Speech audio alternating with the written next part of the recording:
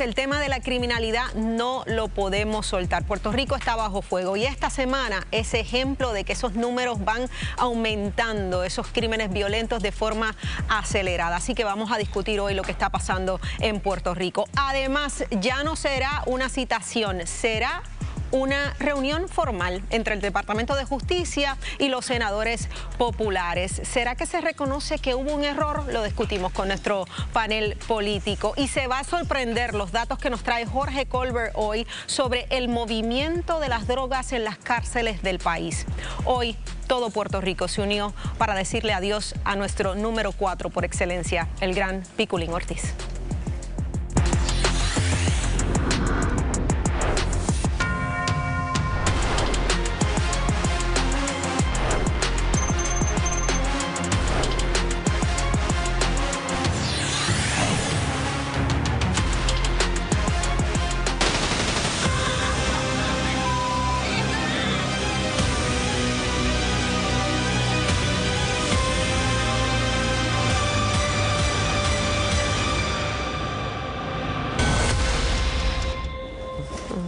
Saludos amigos, soy Laisa Torres, bienvenidos a Jugando Pelota Dura. Bueno, como indicamos, el crimen sigue acelerándose y preocupando más a nuestra ciudadanía, nuestra seguridad está en juego. De mis espaldas tengo estadísticas, tengo los últimos números de cómo va, ¿verdad? Las estadísticas de la policía en cuanto a crímenes violentos, más 19 para esta fecha en lo que va de año.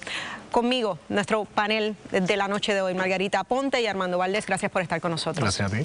Muy buenas noches y bienvenidos todos. Bueno, tenemos un panel de expertos para analizar este tema, pero antes vamos a ver un recuento de lo que ha sido esta semana tan violenta en nuestro país.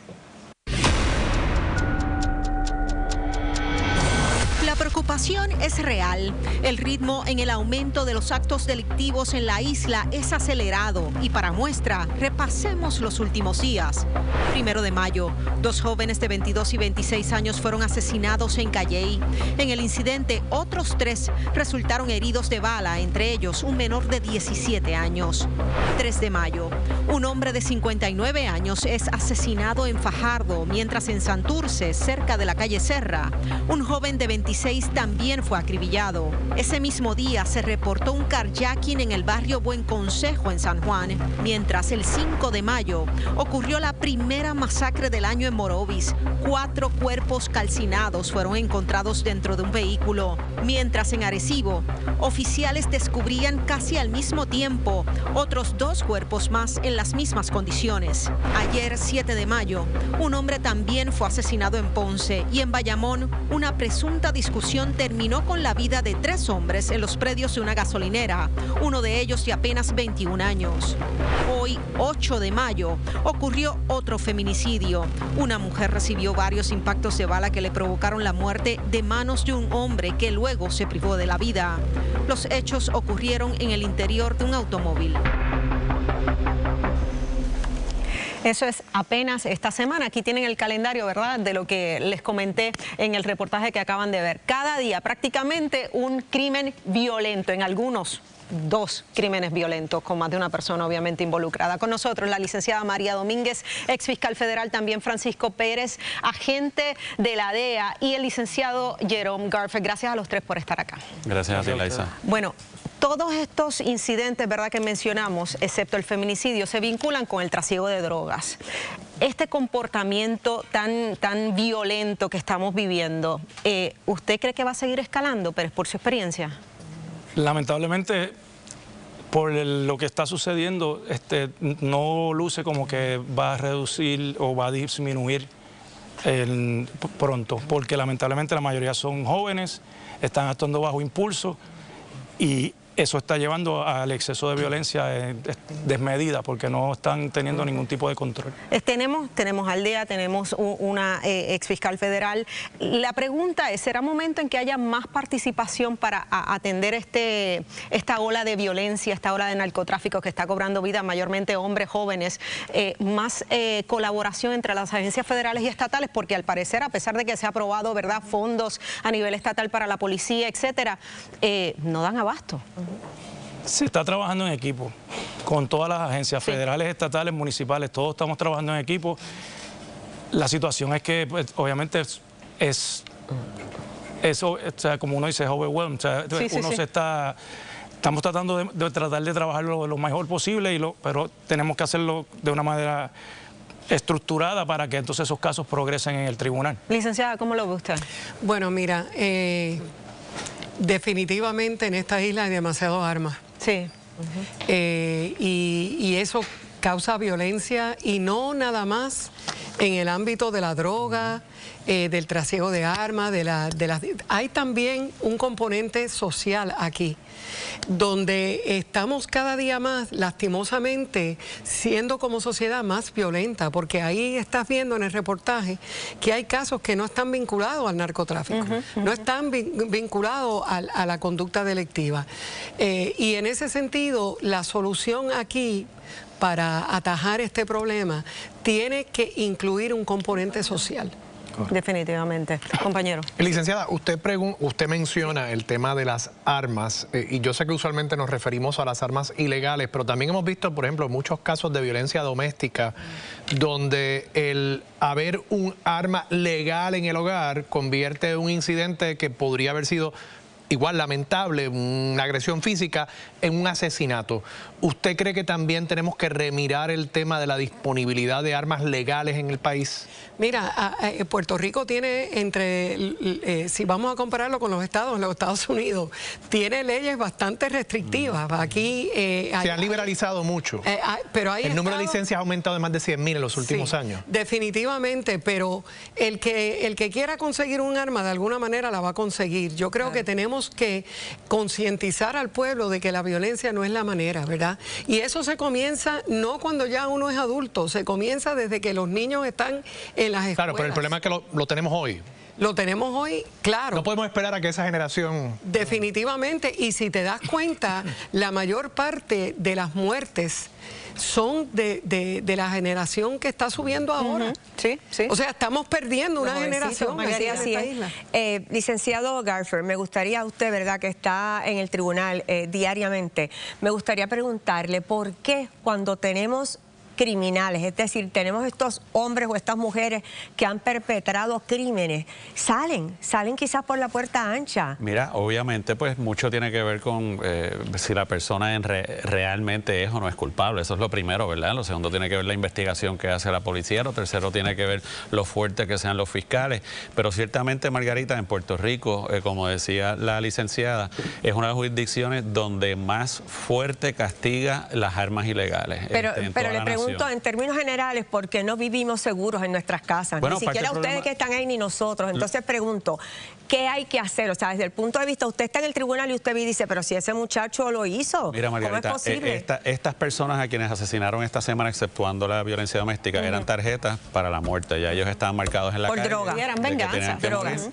O sea, que tú no tienes que preocuparte de eso en tu casa, ciertamente, porque tú no estás envuelta de eso. La mayoría de las personas que están viendo en sus casas ahora mismo. Sí, pero no hay carjacking debajo de sus casas. Pero hay carjacking y eso y demás. Pero sin embargo, la policía no puede estar en todos lados. Claro. Yo creo que la policía lo que ha estado haciendo los últimos años está encaminado correctamente, que es fortalecer lo que es la inteligencia, ¿verdad? Agente, usted dijo lo que está sucediendo en la calle. Es abrumador. Y le pregunto, ¿está sucediendo algo que tenga que ver con escasez de oferta de droga en la calle, con estos incidentes que han habido en el Caribe, los botes? No. ¿Qué es lo que está sucediendo entonces? No tiene nada que ver con escasez de drogas. Hay suficiente oferta, lamentablemente. Lamentablemente se coge droga diariamente, pero pues, continúa entrando porque pues, es inevitable.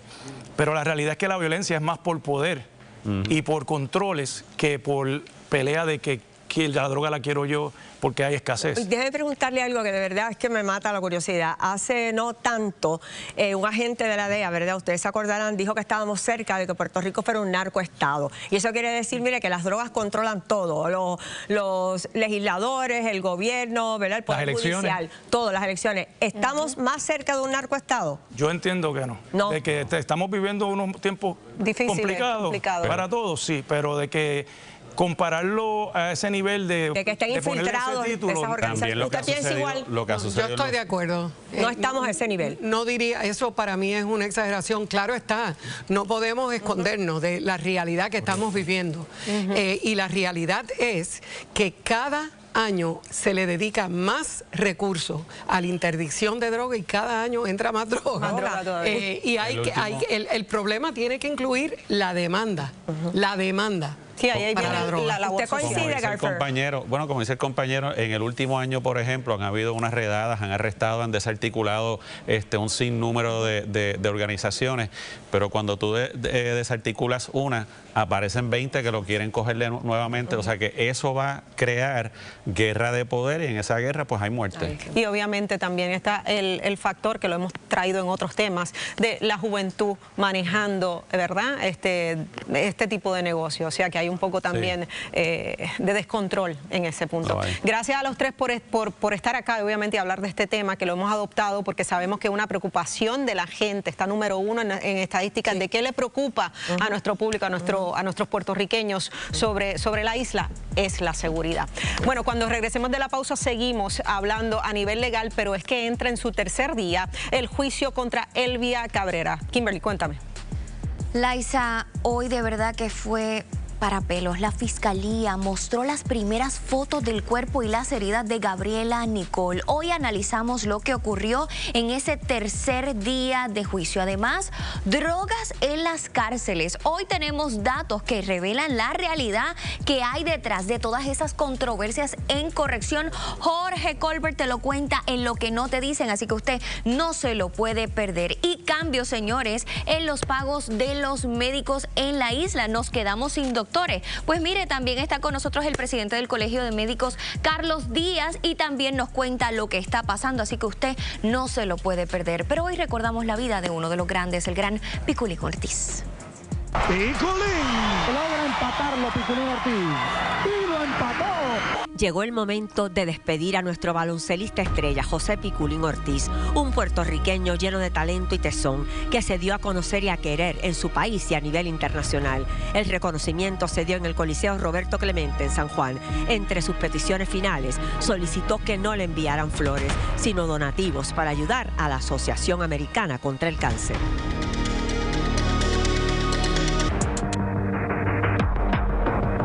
¿Entienden que han podido impugnar ese testimonio? No tengo la más mínima duda sobre el particular. Bueno, era la licenciada Mayra López Mulero hablando a su salida de corte sobre el contrainterrogatorio a la testigo estrella de la Fiscalía en el caso que se sigue contra Elvia Cabrera y el asesinato de la jovencita Gabriela Nicole. Nos quedamos hablando con el licenciado Jerome Garfer.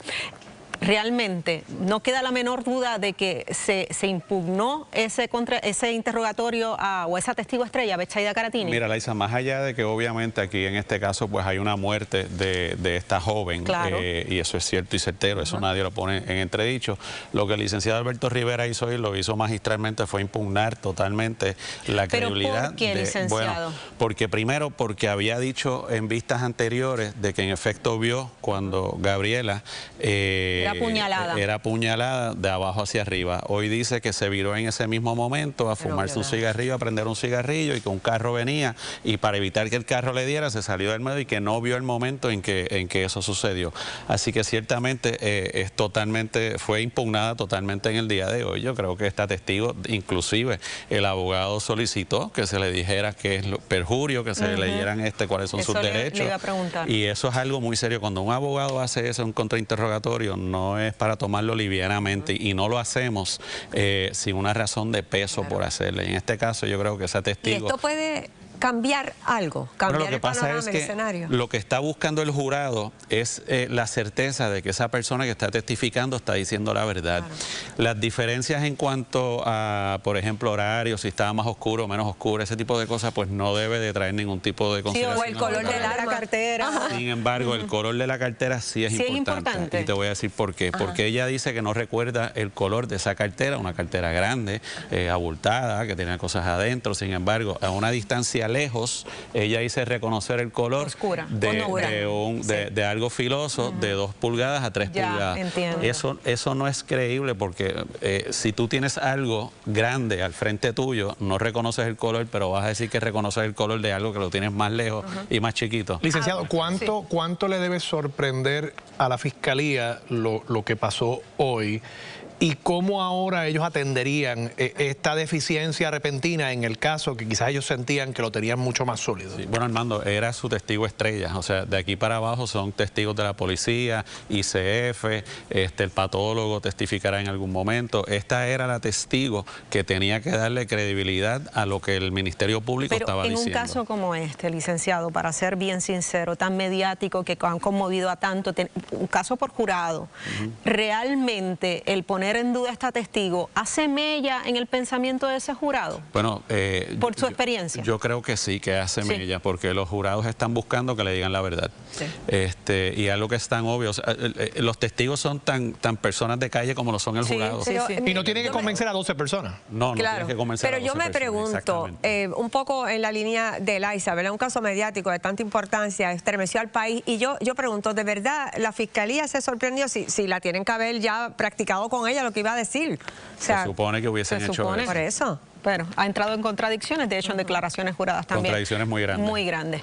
Licenciado, gracias. Gracias. Obviamente este caso continúa la semana próxima, así que estaremos compartiendo más opiniones, ¿verdad? Como siempre aquí analizando todo lo que acontece en torno a este caso tan importante. Otra situación bien importante ha sido lo que ha denunciado el presidente del Colegio de Médicos. Se encuentra con nosotros el doctor Carlos Díaz. Doctor, gracias por estar acá. Usted ha hecho unos señalamientos bien grandes de un cambio en los pagos fijos que recibían los médicos, ¿verdad?, a través del Plan Vital. Sí. Correcto. Entonces, se ha cambiado para poner quizás en juego nuestros médicos y que se queden en Puerto Rico. Eso es lo que queremos. Bueno, primero que todo, felicidades a todas las madres de nuestro país, a todas y a todos los que están madres puertorriqueñas, y nos unimos a la pérdida de nuestro querido compañero y héroe Piculín, a la familia, al Colegio de Médicos le desea lo mejor, y ya sabe que de allá arriba que nos dé la manita de suerte. Bueno, sí, sobre el tema es lo siguiente. Los médicos del Plan Vital, de la reforma de salud, el 1.7 millones que es la reforma de salud que todos conocemos, lo maneja ACES con varias aseguradoras, para que el pueblo entienda. Sí. Estas aseguradoras, pues se les da un fee de paciente por mes. Los médicos tienen $18 por paciente por mes fijo. ¿Qué pasa? Si yo tengo 1000 pacientes a mi cargo, pues yo recibo $18 por paciente por mes fijo. Antes era un $13. Y en el se logró conseguir a 18 por la falta de médicos y por la necesidad de retener a los médicos. Y eso no estaba sujeto a ningún tipo de métrica, sino se le daba fijo, $18 por paciente por mes, que pagaban cada una de las aseguradoras. Eso es garantizado, sin considerar métricas ni requerimientos. Condiciones, no condicionado a nada. Porque el 40% del tiempo que los médicos invierten en el Plan Vital es para procesos administrativos. ¿Y qué sucede? Pues ahora, ¿qué sucede? Con la nueva carta de ACES, pues hablan de los $18, sí, bien bonito, bien lindo, bien chévere, y con muchas cosas buenas, pero le dicen, pero ahora va a requerir que para darte esos $18 por paciente por mes del plan, el plan va a exigir unas métricas que antes se habían obviado, vamos a ponerlo así, pero ahora estas métricas las vamos a imponer y posiblemente te reduzca ese pago a $13 por paciente por mes. Pero volver a lo de antes. ¿Qué puede estar buscando ACES? Si hemos dicho, mire, de día, de noche, que en Puerto Rico necesitamos que los médicos se queden, ¿qué puede haber detrás? De la misma manera que se gestionó el $18 por mes sin restricciones, todavía la crisis de salud está en Puerto Rico. Pues no entiendo por qué ACES, que es la que tiene que representar el Departamento de Salud, a los pacientes y a los médicos y a los proveedores, negocia y debe exigirle que se continúe dando esto, pago. Pero doctor, para entender, o sea, el médico podría cobrar los $18, pero podría bajar a 13 si no cumple con unas métricas. ¿Cuáles son esas métricas? Una de las métricas que se ponen es que cumpla con la cantidad de veces que tiene que ver el paciente al año. Por ejemplo, pues que son 3 veces al año. Pues, eso no es bueno. Pero eso no es el problema. Ok, pues ¿cuál sería una métrica con la que habría un problema que le dificultaría al médico cobrar los $18? El paciente se le dé medicamentos de alta. ¿Verdad? Se le da alta los medicamentos y que el paciente, él tiene que estar pendiente a ver si se los toma o no. O sea, eso no es razonable. Eso no es razonable porque el paciente puede ser que se los tome, que no se los tome. Pero eso se puede cumplir, eso se puede cumplir con la cita de seguimiento. Se puede, pero tú no sabes, la farmacia sabe si los cogió o no los cogió. Entramos en una serie de nuevas métricas y a otras que se le ocurren a la aseguradora que son creativas. Y ustedes no son niños de kinder para claramente. ¿Y esto viene de las aseguradoras o de el ACES? Eso es parte. Van a decir que esto es un campo ocupado del gobierno federal de CMS. Ok, pero si antes estuvo a 18 sin restricciones, ¿por qué ceder? Entonces no han puesto fecha de comienzo. O sea, ¿por qué ceder ante esto cuando nosotros sabemos que hay un éxodo de médicos que está activo, que hay una crisis?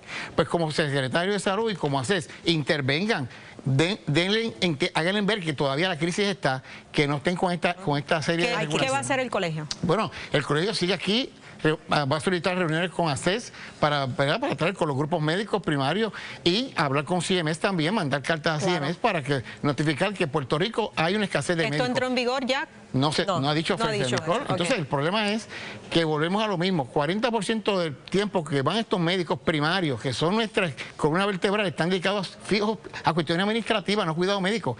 Esto va a requerir entonces nuevamente más trabajo para el médico, más ocupar el proceso administrativo, menos para el paciente, que a la larga el que se va a afectar con esto es el paciente. Bueno, doctor, muchas gracias. Obviamente estamos aquí pendientes a eso. Cualquier cosa nos llama de inmediato. Claro. Hacemos una pausa. Antes, amigos, llega Jorge Colbert con unos datos bien interesantes del movimiento de droga en las cárceles del país que usted no se puede perder. Pero antes pasamos con Kimberly. Gracias, Laisa. Tenemos casa llena, ya está aquí su panel favorito de los viernes con el mejor debate porque justicia deja sin efecto citación a senadores populares y convoca, mira, una reunión formal sobre Susan Roig. ¿Qué pasó? Ya ellos están aquí listos para tener el mejor debate y usted no se lo puede perder. Ahora veamos el homenaje al ícono deportivo cuya trayectoria marcó una era en el baloncesto boricua. Piculín logra empatarlo Piculín Ortiz y lo empató. La familia de nuestro querido José Piculín Ortiz lo compartió una vez más con su gente. No faltaron las inevitables lágrimas por la partida, pero también se respiraba confraternización. En la misa se escucharon palabras de sus más cercanos, la madre de nuestro mejor canastero, su esposa y sus hijos. Hoy despedimos a mi papá.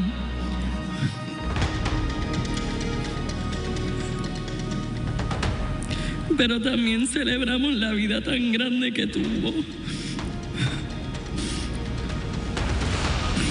Muchos lo conocieron por el deporte, por sus victorias, por la pasión y la disciplina con la que vivió cada competencia. Mi papá sabía lo que era luchar, caer, levantarse y volver a intentarlo. Definitivamente ahí estaremos porque se pasa muy bien, definitivo.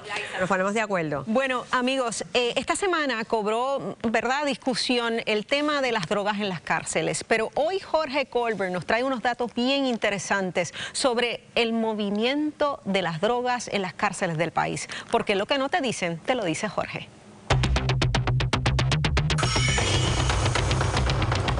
En los últimos días se han generado dos controversias importantes en el Departamento de Corrección. Uno, el asunto de las drogas por voto, que vamos a explicarlo ahora, y otro de la pugna que tiene la empresa Physician Correctional con el Departamento de Corrección por una serie de documentos que esta semana pues levanta interrogantes sobre el proceso, particularmente de lo que pueda ocurrir en este pleito. Vamos primero con la controversia con relación a las drogas. Un medio en Estados Unidos, ProPublica, ha señalado que alegadamente en Puerto Rico hubo para el año 2024 una negociación con los confinados, con grupos de confinados de drogas a cambio de votos, y eso ha generado controversia tanto allá como aquí en Puerto Rico, y obviamente la señora gobernadora lo ha negado. Importante, para que todo el mundo esté claro, estas imputaciones en esta noticia en Estados Unidos tiene serios problemas, particularmente porque no coinciden las fechas, y segundo porque las fuentes principales son 4 fuentes anónimas. Es decir, nadie habla para el récord, tampoco publican el alegado borrador de acusación federal. Además, Joseph González, que es el actual superintendente de la policía, era el entonces jefe del FBI, quien dijo que esto es totalmente falso, y en ese sentido no ha habido evidencia que vincula ningún partido con relación de cambio o intercambio de votos por droga. Ahora bien, nosotros sobre ese tema pedimos la información oficial al día de hoy.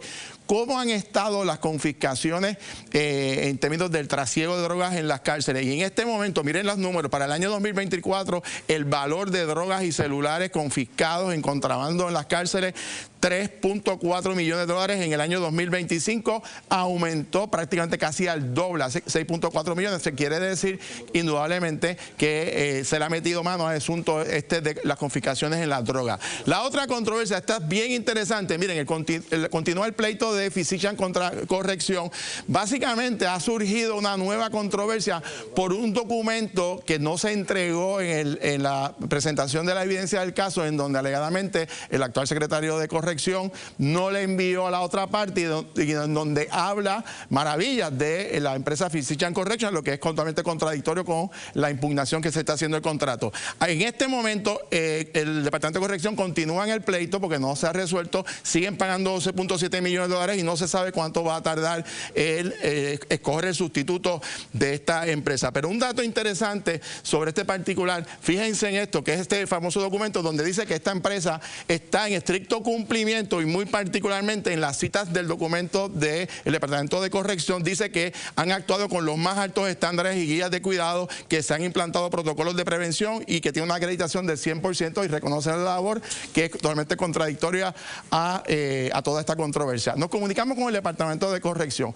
Lo primero que nos dijeron al día de hoy es que el documento es cierto, que existe y que está en la cita. Segundo, que no es de marzo, es de abril de este año y que no van a tener que ir hasta el tribunal, aunque ya se radicó, porque el Departamento de Corrección va a entregar voluntariamente a esta empresa o a sus abogados el documento que se está solicitando, pero que el pleito va a continuar. Igualmente la selección del sustituto, que en este momento quedan cerca de 3 a 5 finalistas, pero que no hay fecha para cuándo se va a adjudicar este contrato, que es un contrato multimillonario y que todavía no sabemos finalmente cuál va a ser el desenlace de esta controversia. Pasamos con Laison. Gracias, Jorge. Bueno, de hecho, ya contamos con nuestro panel político de los viernes para entrar en discusión sobre todos estos temas. Tenemos al licenciado Adrián González, al portavoz alterno del PIB, la licenciada Anibel Sloan. Buenas noches, Puerto Rico. Georgie Navarro, representante del PNP, y Nilda Pérez, presidente del Proyecto Dignidad. Por poco le digo Georgie a Adrián porque me siento incómodo acá, pero le cedí la silla. ¿Y este cambio a qué obedece? No sé, producción, pero nada, estamos aquí. ¿Estás cómodo? Adrián, pero tú te sientes... Fue producción que eso. Adrián, ¿y te sientes bien ahí en esa silla? Sí, seguro. Claro que represéntala bien, porque yo la representé bien. Tus zapatos son más grandes que los míos, para llenar. Por supuesto que son más grandes. Para llenar. Dios. Compañero, esta semana, obviamente por un reportaje de los Estados Unidos, como explicó Jorge Colbert, se levanta el issue, ¿verdad? No solo del voto por droga, sino del acceso, el libre acceso que tienen los políticos, candidatos en años de elecciones a las cárceles del país. De hecho, vamos a escuchar un sonido de Jessica Martínez, precisamente aquí, quien asegura, ¿verdad?, esta reunión de políticos por la libre en las cárceles. Vamos a escucharlo. Hemos visto cómo se le han dado unos privilegios a los confinados por ciertos políticos específicamente, como Pulpari, Pisapari. Hay ciertos políticos que han visitado las instituciones penales y no quieren firmar el libro de entrada. Sí se manipula el voto del confinado. De que haya sido una intrusión directa de un gobernador, entiendo que no. No existen los mecanismos para prevenir esa compra de votos en las cárceles. Lo que pasa es que los mismos políticos son los que visitan las instituciones a negociar con los líderes de las gangas. Representa a la Asociación de Oficiales Correccionales, Jessica Martínez. Aquí está el testimonio. Ella se paró aquí y lo dijo. Entran por la libre y los votos se negocian. Y existe un informe de la Comisión de Derechos Civiles, evaluaron el proceso del voto de los confinados y determinaron que de la forma en que los confinados votaban se atentaba contra la privacidad del voto, que era evidente la cohesión, que hubo confinados que les brindaron testimonios anónimos sobre la presión que se ejercía dentro de las cárceles. Todo eso está en el informe de la Comisión de Derechos Civiles y lo divulgó el licenciado Eber Padilla, el director ejecutivo. Lo mencionamos nosotros en la resolución que presentamos para que se investigue precisamente este esquema o alegado esquema de verdad de presiones indebidas. Hay un esquema. A su juicio hay un esquema. Bueno, ciertamente hay drogas en las cárceles. Hay drogas en las cárceles y entran. Hubo hasta 4 personas que murieron en el mismo mes por utilizar droga. Lo que falta ver es qué vínculo hay entre la droga que entra en las cárceles y los votos. Anibel. Mira, esta semana yo entrevisté en la radio al licenciado José Negrón Fernández, ex secretario de Corrección de Puerto Rico y también ex director de instituciones juveniles. Y él manifestó que está prohibida la entrada de políticos en las cárceles. Pero lo hacen. Exactamente. ¿A qué voy? A que siguen ocurriendo en las agencias de Puerto Rico conductas y acciones que son ilegales, que tienen conflicto de interés. Lo hacen, Georgie. O sea, el país de la impunidad, porque entonces no hay ninguna consecuencia. ¿Tú has visitado las cárceles en año eleccionario? No, yo la he visitado en diferentes ocasiones para ver diferentes casos. Hay unos protocolos. Si la jefa o la que vino aquí de corrección dice que lo están haciendo, ¿dónde está la declaración jurada diciendo lo que usted está indicando? Con nombre y con apellido. No estamos tirando bolas de humo para decir que entran por ahí. Cuando hay una elección, ahí hay funcionarios de los 3 partidos. Y están velando esos votos. Ah, si no votan por ustedes, eso es otra cosa. Que la presión si votan por La Palma, ¿qué presión? Mira, ellos votan porque lo que entienden, y están los funcionarios de tu partido, de los populares y de ustedes también. Pero yo quiero preguntarle algo a Georgie Navarro, porque tú pides una declaración jurada a la persona que dice lo contrario a lo que tú dices. Pues ¿dónde está tu declaración jurada? No, es que yo no estoy diciendo ¿Dónde está la tuya? La que está diciendo son ellos, yo no tengo que decir nada.